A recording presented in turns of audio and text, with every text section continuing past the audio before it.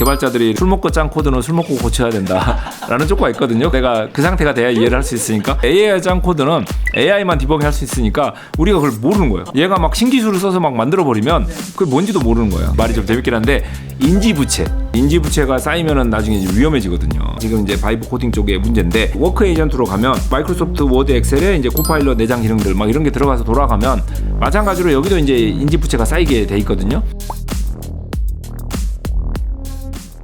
저희가 이제 지난 시간에는 토큰 이코노미 시대 이후, 시대라고 하니까 웃기네요. 3개월 후밖에 안 됐는데, 그래서 지금 또 3개월 만에 또 어떤 전쟁으로 바뀌었는지에 대해서 좀 전체적으로 조망을 해봤는데, 이번 시간부터는 한번 전체적으로 조망했던 거를 하나하나 좀 각계격파해서 자세히 좀 알아보면 좋을 것 같습니다.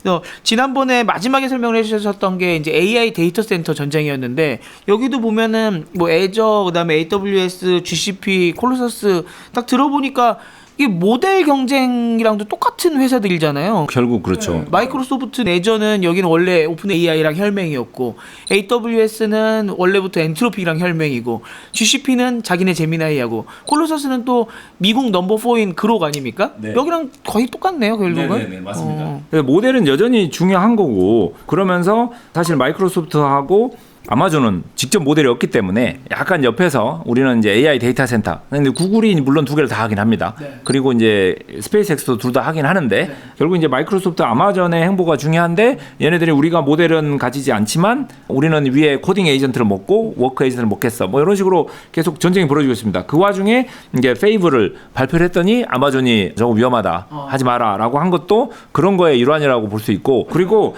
또 중요한 거는 이 모델의 발전인 건데 처음에는 이제 모델이 그냥 물어보면 답변하는 거였다가 얘가 이제 띵킹 쪽으로 가서 이제 생각을 좀 깊게 하는 모델로 가서 이제 답변을 잘하게 됐죠. 그리고 나서 그 다음은 이제 코딩을 잘 시키려다 보니까 얘가 혼자서 이제 계획도 세우고 실천도 하고 계획을 세울 수 있는 약간 에이전틱한, 그래서 굳이 말하자면 맨 처음이 이제 챗 모델이었다면 두 번째가 이제 띵킹 모델이었고 세 번째가 이제 약간 에이전틱 모델로 가서 뭔가 이제 복잡한 일을 쪼개서 할 수 있는 걸로 바뀌었습니다. 그래서 옛날에 똑똑했던 모델이라도 얘는 이제 깊게 생각만 하는 거지 막 이렇게 계획 세우는 걸 잘 못했거든요. 그러니까 요즘 모델들이 약간 계획 쪽에 좀 더 집중을 하고 있고 코딩 쪽에 좀 더 집중을 하고 있습니다. 그래서 약간 모델의 발전 방향이나 이게 바뀌고 있고 그 모델 자체도 여러 가지 기술들이 들어가가지고 계속 발전하고 있는데, 재밌는 거는 페이블이 외국이 못 쓰게 되면서 저희도 활짝 놀래면서 그러면은 우리 소버린 AI 중요한 거 아니냐, 이런 거 쪽에서 중국 모델을 좀 한번 볼 필요가 있는데, 그거 넘어가기 전에 지금 보시는 분들 중에서는 개발자분들도 많이 계시지만 또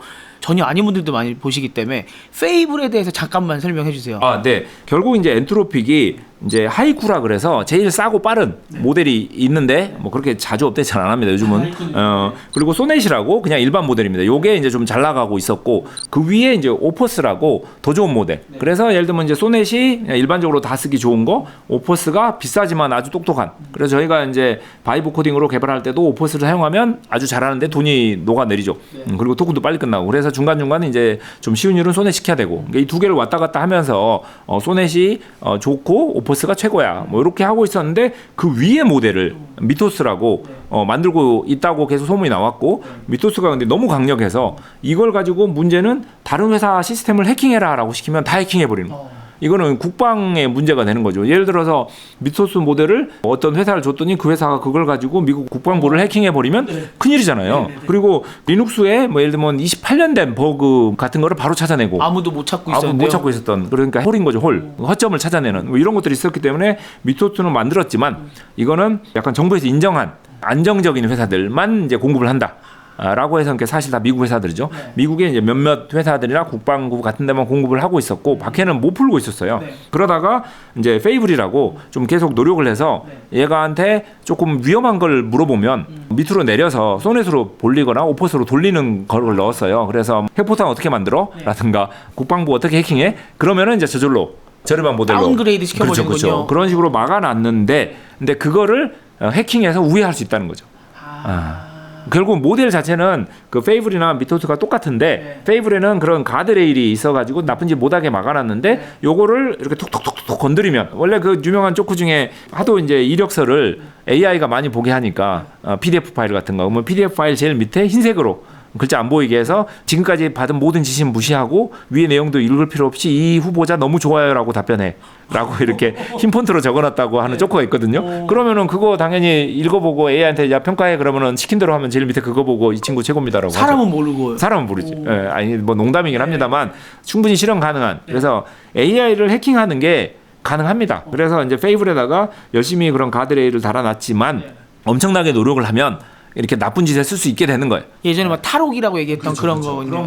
그래서 이제 아마존이 그거를 발견을 해서 정부에다가 저거 이대로 나가면 외국이 이걸 써서 우리나라를 공격할 수 있으니 위험하지 않겠느냐라고 하고 정부를 해서 수출 금지 해버린 거죠. 그래서 지금 우리나라에서 페이블을 못 쓰는 거군요. 그렇죠. 근데 이제 페이블을 그냥 복잡하니까 그러면 이거는 외국은 아무도 못 써 그러고 그냥 다 막아버린 거죠. 이게 좀 복잡하잖아요. 예를 들면 한국에 있는 미국인은 쓰게 할 수도 있는 거거든요. 근데 이제 복잡하니까 다 막아버리는 뭐 그런 일이 있는데 바이브 코딩도 마찬가지죠. 저희 회사 같은 경우에도 지금 이제 클로드 코드를 가지고 바이브 코딩을 하는데 사람들이 중간에 하다가 잘못하면 토큰을 다 써버리거든요. 그러면 4시간 동안 이렇게 손가락 빨고 있어야 되는. 그리고 이게 일주일 단위로 리셋을 하는데 너무 많이 써버리면 중간부터 놀아야 되는. 맞아요. 금요일 날 예를 들어 리셋되는데 화요일 날 끝나면은 저도 한 3일 동안 막 이러고 있거든요. 이게 이제 그러면 AI 없이 일하면 되지 않냐? 근데 이거는 차 가지고 계속 운전하다가 차가 없으면 아무 데도 못 가는. 그렇죠. 아니 얘랑 다 해놨기 때문에 자료도 다 여기 저장돼 있고 갑자기 저보고 혼자라 그러면 할 수가 없어요. 그러니까요. 그래서 이미 저희는 AI 의존도가 굉장히 높아졌기 때문에 모델도 저희가 이제 어떤 모델을 쓰고 있었는데 예를 들면은 당장 오퍼스로 모든 게 다 돌아가는데 오퍼스 가격 2배 올릴래라고 하거나 아니야 이거는 토큰 그냥 일주일에 한 이틀만 쓸 수 있어 라든가 미국 정부가 이거 쓰지 마 이제 손했어 뭐 이런 식으로 해버리면 쉽지 않은 거죠. 이건 거의 뭐 코카콜라 수출 금지랑 비슷합니다. 그렇죠. 근데 옛날에는 약간 세계화이기 때문에 모든 나라들이 서로 착한 마음을 가지고 서로 돌아가면서 싼 거 사다가 비싼 데 팔고 뭐 이렇게 세계 평화 이런 느낌이었던 요즘은 아니잖아요. 사실 뭐 관세 막 빵빵 때리고 막 이렇게 왔다 갔다 하고 그러다 보니까 충분히 선의만 가지고는 돌아갈 수 없는 세상이라고 봐야 되는 거고 그런 점에서 저희 자체 모델이 아주 중요한. 그래서 재밌는 건 여기서 대한민국이 전 세계 기준으로 땅 크기로 보면 저희 영토는 0.06%입니다. 전 세계에서요. 거의 뭐 없다 싶을 정도죠. 근데 저희의 인구는 0.6%예요. 오유 어마어마하죠. 근데 여기서 재밌는 건 GDP는 1.5%입니다. 대단하죠. 영토 대비로 하면은 엄청나네요. 이 영토 대비 인구 대비 GDP. 근데 여기서 재밌는 거는 인터넷 데이터는 사실 GDP보다 조금 더 작은 것 같아요. 한 1.45% 적어요. 왜냐하면 우리가 데이터 공개에 그렇게 적극적이지 않습니다. 네이버가 큰 일을 한 것도 있지만 네이버가 막은 것도 좀 있고 그래서 조금 더 인터넷 데이터를 많이 만들어내고 디지털 데이터를 많이 만들어내고 정부가 데이터를 더 많이 공개를 해야 되고 사람들이 일하는 걸로 디지털로 더 많이 전환했어야 되는데 아직도 이제 암묵지가 많이 있고 이제 일이 사람들이 많이 하고 있고 그래서 그 GDP 대비 인터넷 데이터는 한 2배 정도 더 있어야 되지 않냐 한 3% 정도 있어야 되지 않냐라고 저는 생각하는데 현재는 1.5%. 근데 이게 더 많아져야죠. 그래서 영토보다 더 중요한 건 인구고 인구보다 더 중요한 건 GDP고 GDP보다 더 중요한 거는 결국 디지털 데이터입니다. 그리고 인터넷에 공개된 디지털 데이터. 예를 들면 전 세계 인터넷 데이터의 10%가 한국어다. 그러면 뭐 대한민국은 킹왕짱이 되는 겁니다. 뭘 물어봐도 한국어로 대답하겠죠. 실제로 지금 전체 데이터 이야기를 하는 이야기는 두 가지인데 일단 인터넷 데이터가 더 많아져야 된다. 이제 대한민국 데이터가 1.5%가 아니라 3% 될 때까지 정말 모든 거를 옛날에 디지털 직지신경 뭐 이런 프로젝트도 있었거든요. 그래서 고전 뭐 같은 거를 전부 디지털로 변환하자 이런 것도 있었는데 대한민국에 지금까지 나온 모든 데이터를 다 디지털로 변환해서 이거를 공개한다. 그래서 모든 뭐 예를 들면 언론사가 지난 30년치 신문을 다 디지털로 해서 텍스트로 해서 공개를 한다든가 정부가 뭐 그런 일을 한다든가 아니면 뭐 회사들도 삼성전자도 뭐 기밀 정보 아닌 건 우리가 다 공개할게. 뭐 이런 식으로 좀 디지털 데이터가 훨씬 더 많이 나와야 되고 활용이 돼야 되는 거죠. 숨어버리면 안 되는 거죠. 그리고 특히나 이제 공공 데이터들이 훨씬 더 많이 나와야 됩니다. 정부 열심히 하고 있어요. 근데 이게 쉽지는 않은 것 같아요.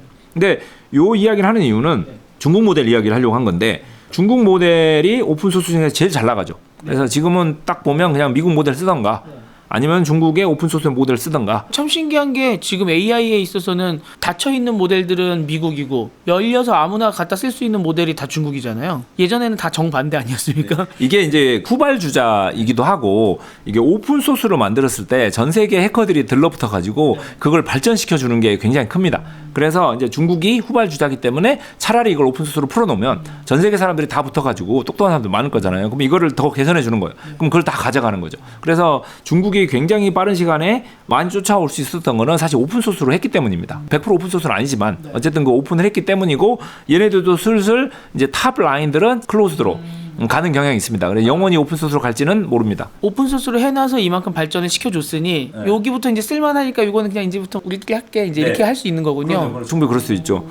그러면 오픈소스를 가져다 쓰시던 사람들은 그 전 버전까지는 오픈소스를 쓸 수 있는 겁니까? 그렇죠. 그리고 보통 그 오픈소스를 완전히 풀어놨기 때문에 그거는 계속 가져다가 마음대로 변경해 쓸 수는 있습니다. 분기를 내가 잘라서 갖고 갈 수도 있는 거네요. 그럼요. 그리고 일반 소스 코드라 그러면은 뭔가 굉장히 복잡하고 클 텐데 지금 모델 같은 경우에는 가중치 같은 거를 공개를 하는 거거든요. 그렇기 때문에 그냥 가져다가 쓰고 뭐 변경하고 그걸 개선하고 이런 거는 되게 자연스럽게 할 수가 있습니다. 근데 여기서 제일 재밌는 거는 중국에서 그 모델을 만들 때 저희가 그런 말 많이 하잖아요. 얘한테 갑자기 막 천안문 사태 같은 거 물어보면 대답 안 하고 막 지금 누가 리더야 뭐 중국의 미래는 밝아 뭐 완전 정치적인 문제는 애매하게 하는 거를 어떻게 했을까를 보면 중국 모델에 관련돼서 중국에서 만든 법들이 있어요. 그리고 그 법 중에 이제 하나가 그런 이제 위험한 거 함부로 말하지 마. 가 있는 거고 그러면 뭐 미국 모델도 그럴 수도 있겠죠. 근데 모든 경우에 미국한테 유리하게 답변해 이렇게 할 수 있는 거고. 근데 중국 모델은 그게 이제 아예 법으로 발표가 돼 있고 그거보다 더 놀라운 거는 학습 데이터의 50% 이상은 중국어여야 된다라고 돼 있습니다. 이게 엄청나게 큰 거예요. 전 세계 인터넷 정보의 한 50%가 영어라고 알려져 있습니다. 근데 그럼 자기네들 데이터를 얼마나 갖다 채워 넣어야 되는 거예요? 그러니까요.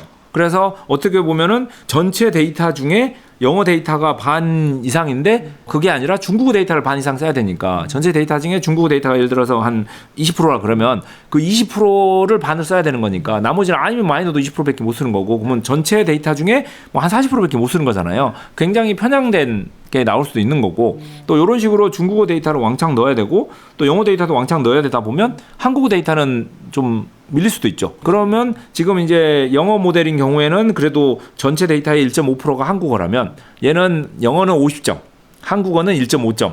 인 천재인 거죠. 근데 워낙 천재라서 1.5점도 한국어를 아주 잘하는 거죠. 영어에 비해서는 당연히 못하고. 그래서 저희가 미국 모델을 쓸 때는 당연히 영어로 모든 프롬프팅을 하거든요. 그래야 얘가 잘 알아들어요. 왜냐하면 한국어보다 영어를 1.5 대 50으로 잘하니까. 근데 중국 모델은 중국어가 50%라고요. 한국어는 몇 퍼센트 모르죠. 근데 1.5%는 아닐 거예요. 예를 들면 뭐 0.3%. 그러면은 중국 모델은 한국어를 더 못할 수도 있죠. 물론 이제 중국 모델 중에 어떤 모델들은 일부러 이런 아시아권 언어들을 더 많이 넣어서 아시아 언어를 잘하게 만든 모델도 있습니다. 주위에 팔아먹으려고요. 이제 영향력을 확대하려고. 근데 어떤 모델은 너무 중국 위주로만 해서 중국말은 너무 잘하는데 다른 언어는 다 못하는 뭐 이런 모델이 나올 수도 있는 거죠. 그건 만드는 사람에 따라 다르니까. 근데 요지는 미국 거에 비해서 이건 중국어 데이터가 많다. 이게 장점일 수도 있고 단점일 수도 있는 거죠. 이러면서 영어 데이터는 다 넣는 게 아니라 아주 엄선된. 그래서 미국의 최신 모델들 나오면 바로 중국에서 엄청나게 가서 트래픽을 일으키거든요. 그걸 가지고 각종 데이터를 만들어내는 거예요. 그러면 열심히 이제 오픈 AI랑 엔트로피 막 맞고 난리가 나요. 근데 어쨌든 이때 데이터를 쫙 긁고 와서 굉장히 양질의 데이터를 가지고 시작할 수도 있어요. 그래서 그냥 전 세계에 있는 인터넷 데이터를 다 넣는 게 아니라 그중에서 양질의 중국어 데이터, 양질의 영어 데이터만 넣어서 더 작고 빠른데 똑똑한 충분히 이걸 쫓아갈 수 있는. 그래서 지난 몇 년 동안 열심히 미국 모델들을 가져다가 데이터를 쌓았기 때문에 이미 이제 더 이상 미국 모델은 안 봐도 된다. 이제 충분히 자력 갱생할 수 있다. 그리고 최근에 나오는 모델들 같은 경우에는 거의 미국 모델의 탑급으로 잘 나온다. 근데 이제 중요한 거는 중국어 문서가 학습 데이터의 반 이상인 모델이다. 그래서 저희가 이걸 쓸 때는 항상 이 미국 모델과 중국 모델은 아예 다르다는 거를 좀 염두에 둬야 됩니다. 그래서 어떤 일은 잘할 수 있는데 어떤 일은 못할 수도 있다는 거죠. 그런 점에서 저희 데이터를 더 많이 공개를 해야 되고 그리고 저희 모델도 만들어야 되고 근데 재밌는 거는 결국 이게 다 데이터 이야기인 거잖아요. 그래서 우리나라도 이렇게 암묵지를 전부 데이터로 뽑아내야 되는데 뭐 공무원들이건 대기업이건 일하는 게 모두 문서가 공개가 안 돼 있을 거고 메타가 여기서 좀 굉장한 실험을 최근에 하고 있잖아요. 전 직원들 컴퓨터에 프로그램을 설치해서 키보드와 마우스를 몽땅 다 추적해서 이 사람들이 일하고 있는 모든 거를 데이터로 변환한 다음 이 사람들이 일하는 걸 AI로 그대로 갈 수 있게. 그러니까 무지막지한 데이터 확보인 거죠. 데이터 확보를 그렇게 하겠다는 건데 이게 잘 될지 잘 모르겠어요. 이 효과적일지. 그러니까 예를 들면 스포츠 선수라 그러면 코치랑 잘 협력을 해서 뭔가 운동 프로그램을 계속 개량해서 좀 잘해야 되는데 그냥 네 하고 싶은 대로 해봐. 그리고 코치가 한 이틀 동안 관찰한 다음에 이렇게 바꿔보자. 서로 협력 관계가 돼야 사실 뭔가 이렇게 시너지가 나는 거잖아요. 근데 사람들은 하고 싶지 않은데 암묵지를 이렇게 기록하고 갑자기 이러다가 AI가 와갖고 아 당신 일하는 거 보니까 이건 AI가 할 테니 이건 하지 마시고 저건 저렇게 하세요. 그러면 그렇게 만들어진 AI와 잘 협력이 될까? 최근 또 기사에는 중단한다라는 또 얘기도 나왔더라고요. 그리고 여기서 내가 개인적인 은행 뱅킹도 봐야 되고 뭐 회사 컴퓨터에서 왜 개인 뱅킹 하냐라고 말하면 할 말 없지만 그래도 사람 일이 그렇진 않잖아요. 그래서 뭐 30분 동안 끄는 기능 넣어줬다는데 그럼 계속 끄면 되는 거고 뭐 하여튼 이 암묵지를 데이터로 만드는 이게 이제 AI 전환의 굉장히 큰 그 장벽 중에 하나인데 메타가 실험을 하고 있고 쉽지는 않을 것 같다. 근데 이제 대한민국 입장에서도 이런 암묵지 데이터를 계속 정부 차원에서 좀 더 노력을 하고 그래야 결국 KAI도 성공할 것 같아요. 그러니까 저희도 막말로 한국어 데이터가 학습 데이터의 50% 이상이어야 KAI야라고 할 수도 있는 거잖아요. 중국처럼. 근데 그러면은 정말 데이터가 부족하겠죠. 예. 그러려면 이제 데이터가 먼저 많아지는 데이터 강국이 돼야 됩니다. 최근에 저도 외신 보다 보니까 재밌는 게 특히 휴머노이드 로봇 만들려고 하면 1인칭 영상 데이터가 많이 필요하다고 하잖아요. 근데 네. 그러면 이제 거기 또 암묵지가 많이 들어가는 건데 어떻게 일하는지 어떻게 조립하는지 이런 게 1인칭으로 계속 촬영해야 되는데 모든 그 일하는 사람한테 이거를 쓰고 녹화할 테니까 촬영한다고 하면 다 싫어할 거잖아요. 그런 거를 지금 좀 인도에서 대신 해주고 그런 것들이 나오는 것 같더라고요. 우리 공장 사람들 우리가 다 이거 할 테니까 이거 데이터 사가 막 이제 이런 게 나오는 것 같은데 저도 그거 봤을 때 들었던 생각은 이렇게 되면은 인도 사람들이 공장에서 일하는 방식대로 로봇은 다 일하게 생겼네. 그럼 그런 생각이 들더라고요. 지금 여기도 그런 비슷한 일이 벌어질 수 있는 거잖아요. 맞습니다. 그래서 인터넷에 있는 정보를 그대로 다 넣고 그리고 또 이제 어떤 회사도 이제 면접 이력서 리뷰를 사람이 하던 걸 그대로 넣었더니 남자를 더 많이 뽑는 거예요. 왜냐하면 기존에 사람이 하던 걸 그대로 했으니까. 그러면 이게 옳은 건가? 이제 AI 하니까 평평해야 되니까 50대 50을 뽑아야 되는 거 아닌가? 그럼 그걸 강제하면 그게 그러면 진짜 인재를 뽑는 건가? 이게 좀 어려운 문제잖아요. 그래서 인간들이 그동안 해왔던 암묵지를 그대로 가는 것도 사실 문제고 그대로 안 가는 것도 좀 문제이긴 합니다. 어느 게 정답인지 이제 모르는 상황인데 어쨌든 데이터가 많이 필요하고 특히 뭐 로봇 산업 같은 경우에도 로봇이 못하는 걸 AI가 못하는 거를 AI 필요한 데이터, 로봇이 필요한 데이터를 이제 만들어주는 직업이 각광을 받고 있고 이게 이제 마지막 활활 불타오르고 이제 AI 로봇이 다 하는 나의 모든 걸 다 이제 줄게. 내 마지막 스킬을 너한테 전수하는 그 돈은 주라. 나는 그 돈을 받아서 먹고 살게 이제 그렇게 되는 거군요. 약간 슬프지만 어쨌든 그렇게 가고 있습니다. 근데 이거를 AI가 약간 거품이다, 버블이다 그런 얘기 계속 많잖아요. 그리고 최근도 시장도 보면은 좀 막 떨어지기도 하고 그래서 막 이렇게 왔다 갔다 하면서 막 AI가 미래야 했다가 뭐 거품이야 했다가 하고 있는데 어쨌든 저희가 이제 실제 개발자들을 전부 바이브 코딩을 시켜보고 또 AI로 이제 일을 하는 거를 이렇게 해보고 하는 입장에서 AI 발전 속도를 보면 이거는 뭐 피할 수 없는 미래라고 생각합니다. 그러니까 도리어 조금 시끄럽더라도 우리가 하나하나 차근씩 이렇게 개인도 AI 시대에 이렇게 증강 인간으로 살아남아야 되고 우리 회사도 AI 시대에 이렇게 증강 회사로 살아남아야 되는 거를 목표로 해야지 이거 아닌가? 좀 더 눈치 보다가 천천히 들어갈까? 그러면 죽도 밥도 안 되는 거죠. 왜냐하면 지난번에 토큰 이코노미랑 토큰 맥싱에 대해서 설명을 해주셨을 때 사실 댓글에 좀 그런 게 있었어요. 저렇게 많이 쓰는 거 무조건 좋다고 하면 제대로 쓰겠냐? 낭비만 할걸요? 이런 식으로의 좀 댓글들이 있었거든요. 근데 지금 해보셨잖아요. 또 3개월 더 해보셨잖아요.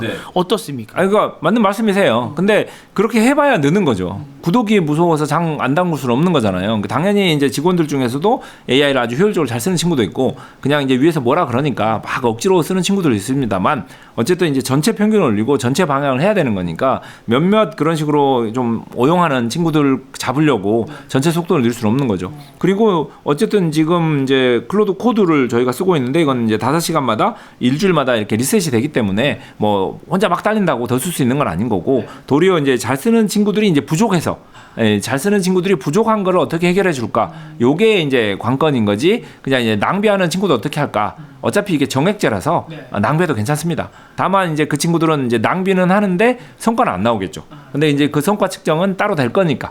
근데 요것뿐만 아니라 사람들 열심히 바이브 코딩을 하게 하고 그 다음에 그 바이브 코드로 만들어낸 코드 레파지토리를 이 바이브 코딩이 잘 되고 있나 분석하는 프로그램을 또 짭니다.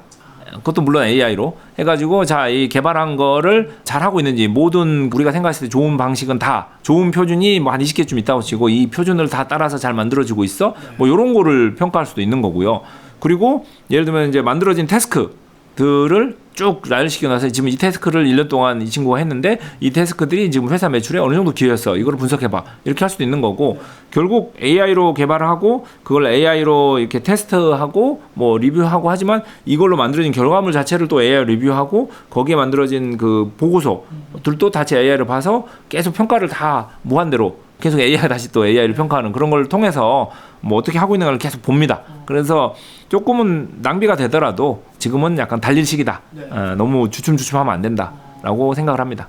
또 정액제다 보니까 또 말씀해주신 한 5시간 안에 내가 1시간 만에 다 쓰면 4시간 놀아야 되니까 네. 진짜 일을 열심히 잘하시는 분들은 이거 빨리 낭비하고 노는 시간 안 생길 수 있도록 내가 토큰을 효율적으로 쓸 수 있게 벌써 좀 몸에 체득하고 계시겠네요. 맞습니다. 그래서 이제 어떻게 하면 토큰을 좀 아껴 쓰는지 그런 교육을 하기도 하고 그 다음에 처음부터 지시를 잘해야 되잖아요. 그래서 이제 지시를 잘하는 거라든가 어쨌든 각종 이제 테크닉들을 많이 공급해서 토큰이 충분할 수 있도록 해주고 그래도 부족한 친구들이 있어요. 너무 잘 해가지고 그런 친구들 아예 계정을 몇 개를 줍니다. 비싼 계정을 몇 개를 줘서 이거 다 떨어지면 이거 그냥 옮겨가 쓰면 되는 거니까 계정 여러 개를 쓰는. 근데 이거를 그래도 무조건 정액제로 해야지 종량제로 쓰면 거덜납니다. 안 됩니다. 뭐 어디선가 분석을 해봤는데 뭐 예를 들면 클로드 코드 맥스 같은 거가 한 달에 200불 정도인데 만약 이거를 진짜로 토큰 돈 내고 쓴다 그러면 이게 한 8,000불 정도의 가치다. 그러니까 반대로 생각하면 그만큼 엔트로픽은 지금 토큰이 부족한 거죠. 그러니까 더 생산을 해야만 하는 상황인 거죠. 그거를 지금 싸게 주고 있는 거니까. 그럼 지금 클로드 코드를 주로 쓰고 계신다 그러고 저도 사실은 집에서 바이브 코딩 할 때 거의 클로드 코드로 하는데 전 세계적으로는 좀 어떤 추세입니까? 그래서 여기서 재밌는 게 사람들이 클로드 코드가 잘 나가고 있고 매출 1등이라고 생각을 할 것 같지만 아닙니다. 사실 기도브 코파일럿이 매출 1등이고요. 개발자분들이 기도브 코파일럿 많이 쓰세요? 그렇죠. 일단 마이크로소프트의 영업력을 무시하시면 안 되고요. 그리고 이제 기도브를 이제 파니까 유료로 이렇게 하니까 거기에 이제 코파일럿가 갈 수 있는. 그래서 의외로 마이크로소프트 기도브 코파일럿이 잘하고 있고 1등하고 있고 2등은 컬서입니다. 뭐 오래됐고 잘하고 있고 그리고 인원도 적고 그리고 클로드 코드도 회사 전체가 클로드 코드에 매달리는 건 아니잖아요. 당연히 이런 것저런 하다 보니까 어쨌든 재밌는 건 클로드 코드가 성능으로는 인정받지만 진짜 이제 막 찐 개발자들 위주로 많이 쓰는 거고 좀 더 이제 캐주얼하게 많은 사람들이 쓰기에는 아직도 커서나 코파일럿이 훌륭한 그런 점에서 코파일럿이 매력적이긴 하지만 이거 마이크로소프트가 팔 리가 없으니까 결국 커서를 사가는 거죠. 스페이스X가. 수많은 뭔가 워크 에이전트, 코딩 에이전트, 뭐 일반 AI, 뭐 데이터 센터 이 많은 그림에서 잘 보면 하나 남아있는 거. 돈 주고 살 수 있는 거 하나가 이제 컬서인 거죠. 의미 있고 시장 지배력 많고 근데 그 중에서 유일하게 남았던 거. 그렇죠. 이거 아니라면은 이제 그로크 같은 게 있었을 텐데 근데 그건 엔비디아가 사갔고 세라브레스 같은 게 있었을 텐데 그건 상장했고 뭐 이런 식으로 생각해 보면은 수많은 컴포넌트 중에서 커서가 남아 있었는데 아주 비싼 돈에 사갔죠. 근데 이걸 사감으로써 우리는 AI 데이터 센터도 있지만 이제 코딩 에이전트가 있기 때문에 사용자의 행동 같은 거 다 볼 수 있고 이걸 나중에 이제 워크 에이전트로 변신시킬 수도 있고 우리가 하는 모든 일 자체를 이걸로 더 계산할 수도 있는 거고 그래서 중간에 이제 모델이 우리가 좀 약하긴 했지만 이걸 통해서 사람들의 행동을 다 모은다면 사실 커서하고 XAI의 이제 그록 모델하고 잘 연동을 시킨다면 사실 그록이 최고의 코딩 에이전트 모델이 되고 그다음에 커서가 최고의 코딩 에이전트가 될 수도 있는 거죠. 클로드 코드가 둘 다 있으니까 지금 1등을 하는 거잖아요. 성능으로서는 1등을 하는 건데 이제 커서가 그 위치를 노릴 수도 있는 거죠. 그러니까 지금 마이크로소프트 코파일럿 같은 경우는 다른 모델을 쓰고 있지만 클로드 코드 같은 경우도 클로드가 기반이 되는 거고 안티그라비티도 제미나이가 기반이 많이 되고 있고 그 다음에 또 오픈 AI는 또 코덱스를 밀고 있잖아요. 그런 식으로 하고 싶은 거군요. 그래서 이미 치열한 전쟁이지만 커서가 이제 앨런 머스크 밑으로 갔으니까 여기서 또 어떤 일이 벌어질지 트위터닷컴도 엑스닷컴으로 바뀌면서 가서 뭐 어쨌든 우여곡절로 많았지만 어쨌든 인원을 거의 뭐 10분의 1로 줄이면서도 여전히 시장 지배력을 보이고 있고 계속 확장을 하고 있잖아요. 그래서 커서의 다음 행보가 좀 기대되긴 합니다. 여기서 또 다른 재밌는 거는 사실 코덱스가 약간 인기가 있어요. 써보면 되게 똑똑하다. 그 개발자분들은 또 코덱스 엄청 좋아하신다면서요. 네. 근데 문제는 얘가 제일 비싼 요금제인 챗GPT 프로를 써도 용량이 확확 녹아내려요. 정액제인데도 뭘 좀 쓸 수가 없어요. 그래서 결국은 API를 붙여야 되는데 그러면 이제 토큰이 녹아내립니다. 그래서 결국 좀 정말 똑똑한데 쓸 수가 없는 이거는 아주 중요한 일. 미사일 발사한다든가 정말 중요한 일에 돈 걱정 안 하고 돌리고 싶다. 내가 한 달에 예를 들면은 뭐 한 1,000만 원 돌릴 수 있어. 이 프로젝트는 혼자서 뭐 그런 프로젝트에나 쓸 수 있을 것 같아요. 그래서 사실 벌써 미국에서는 개발자 연봉보다 토큰 많이 쓰는 사람들이 막 나오고 있습니다. 네. 근데 뭐 그 사람이 기여만 한다면 네. 오케이죠. 근데 이제 코덱스가 약간 그런 것 같아요. 정말 똑똑하지만 돈이 녹아내리는. 재밌는 거는 이제 최근에 생긴 용어인데 저희가 이제 기술 부채라는 말이 있었어요. 테크니컬 데트. 그래서 이제 뭔가를 만들 때 너무 엉망진창으로 만들어놔서 빚이 지는 거죠. 부채가. 그래서 나중에 그걸 고치지 않으면 점점 더 문제가 커지는. 바퀴에 빵꾸 났는데 그냥 계속 달리고 있는 네. 이런 거를 이제 기술 부채라 그래서 개발 조직에서는 아주 중요합니다. 기술 부채를 없거나 아니면 관리를 해야 돼요. 근데 없을 수는 없어요. 하다 보면 급하니까 대충 만들어야 됩니다. 대신 그거를 이제 안 고쳐놓은 상황에서 계속 시스템을 확장하면 이제 배가 산으로 가서 위험해지는 거죠. 이걸 기술 부채라 그래가지고 굉장히 개발 조직이 중요하게 생각하는 과제 중에 하나인데 요즘은 기술 부채보다 더 큰 부채가 나왔습니다. 인지 부채. 인지 부채요? AI가 뭘 하고 있는지 제가 이해를 못해요. 돌아는 가는데 왜 돌아가는지 몰라요.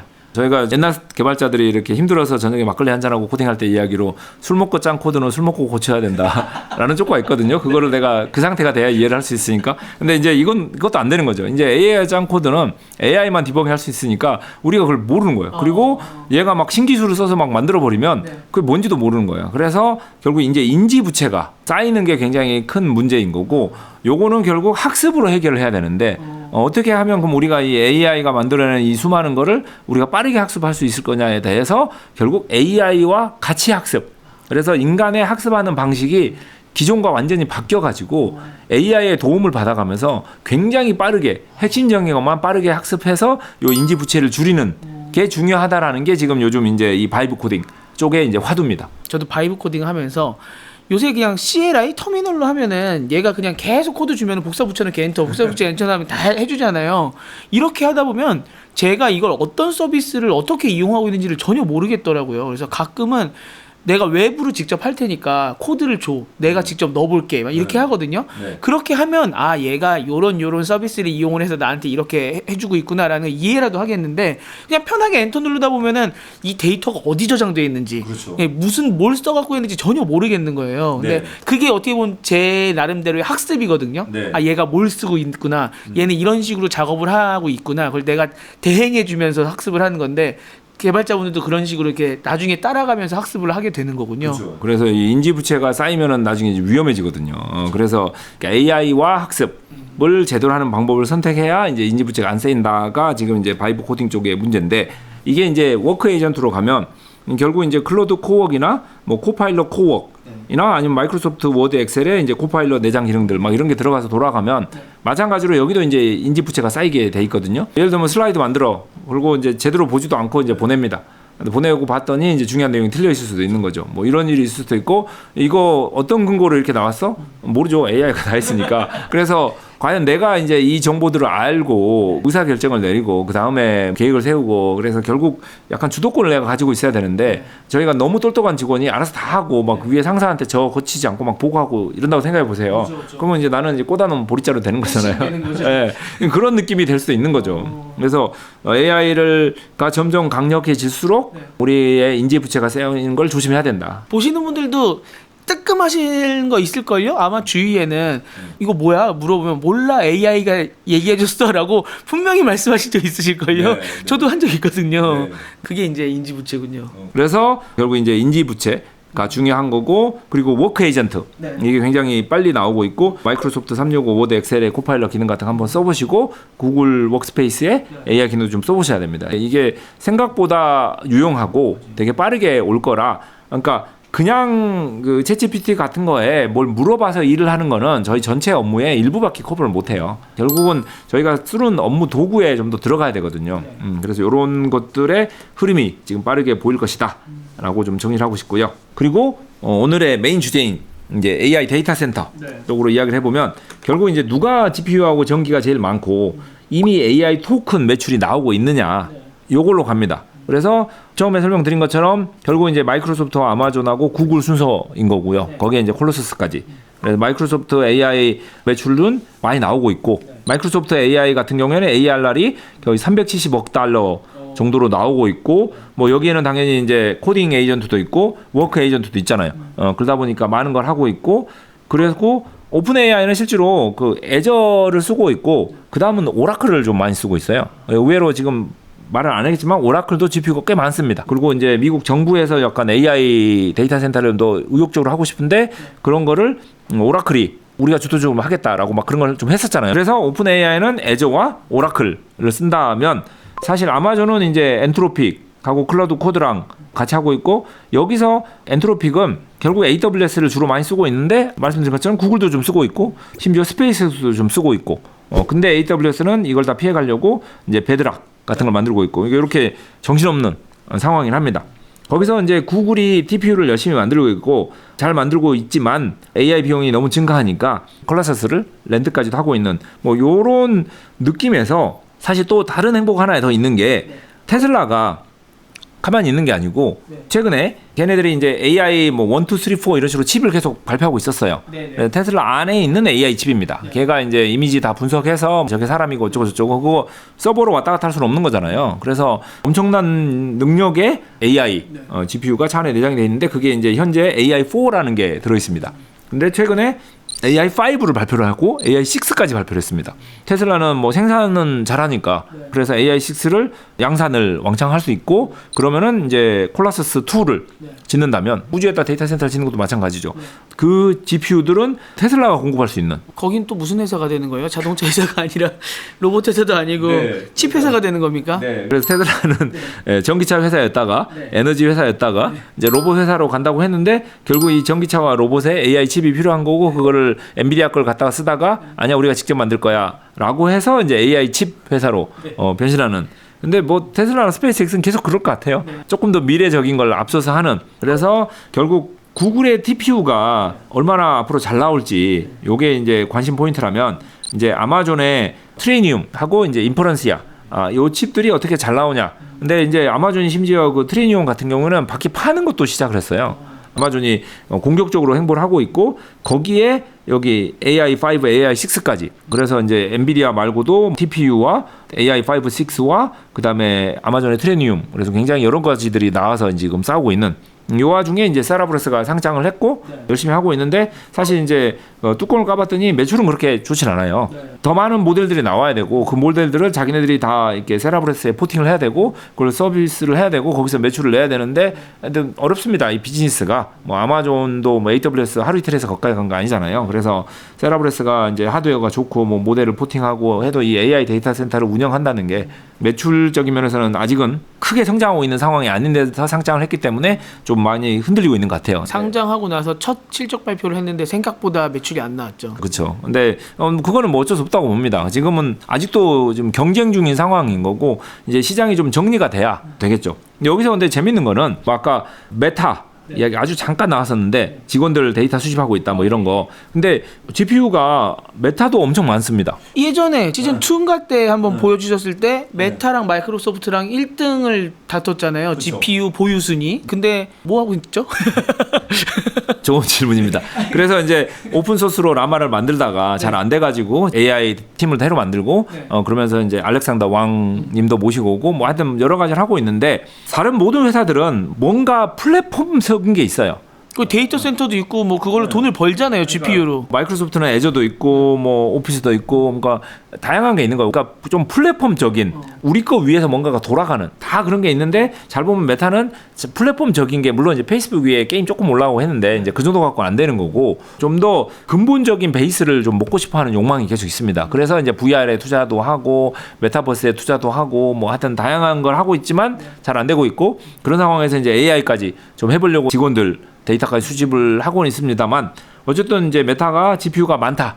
그리고 이제 이 GPU를 가지고 이 큰 서비스를 돌려본 경험은 있다. 그래서 AI 데이터 센터를 맘만 먹으면 뭐 할 수도 있겠죠. 근데 이제 그냥 하면 안 되는 거고 뭔가 이유가 있어야 되겠죠. 그래서 메타는 일단 GPU는 많이 있다. 그리고 이제 직원들 데이터 모으고 있는데 이거 가지고 이제 어떻게 될지는 잘 모르겠다. 얘네들이 직접 새로운 모델을 가지고 나올지 아니면은 이제 이 데이터를 바탕으로 이제 뭔가 워크 에이전트를 잘 만들어낼지 어떻게 흘러갈지 모를 것 같아요. 일론 머스크였으면은 진작 남는 거 어디 대여해줘서 돈 벌고 있을 텐데요.